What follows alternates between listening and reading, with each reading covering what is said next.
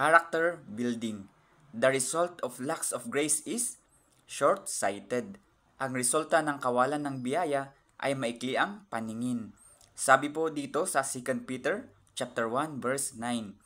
For he who lacks these things, talking about 2 Peter chapter 1 verse 5 to 7, is short-sighted, even to blindness, and has forgotten that he was cleansed from his old sins.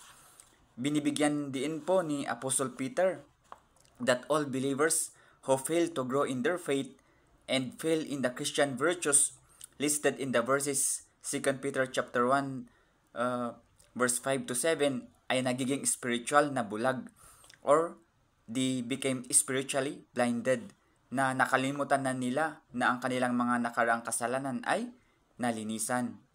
Ano po itong spiritual blindness?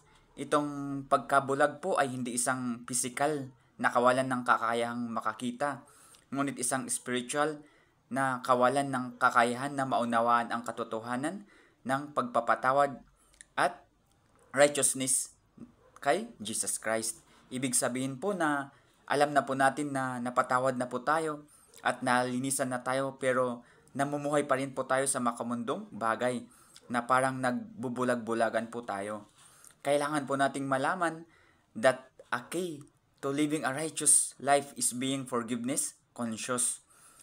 This means po na actively believing in the truth that once sins, ang ating mga kasalanan have been forgiven through faith in Jesus Christ and His sacrifice on the cross.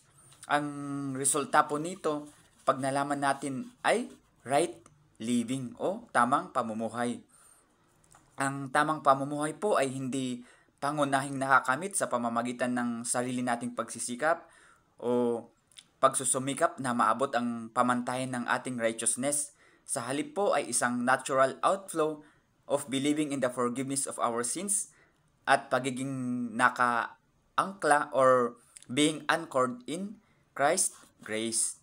Itong mensahe po sa 2 Peter chapter 1 verse 9 ay hinihikayat po tayo mga believers na suriin natin ang ating mga buhay at tukuyin po natin ang mga lugar sa ating buhay kung saan po tayo nahihirapan sa kasalanan or nararamdaman po natin na feeling po natin ay condemned po tayo.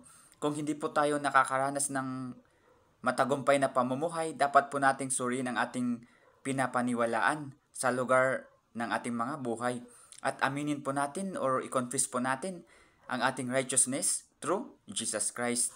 Because this message po highlights the transformative power of right believing in the forgiveness of our sins and the grace of God as the foundation for our a righteous and a fruitful Christian life.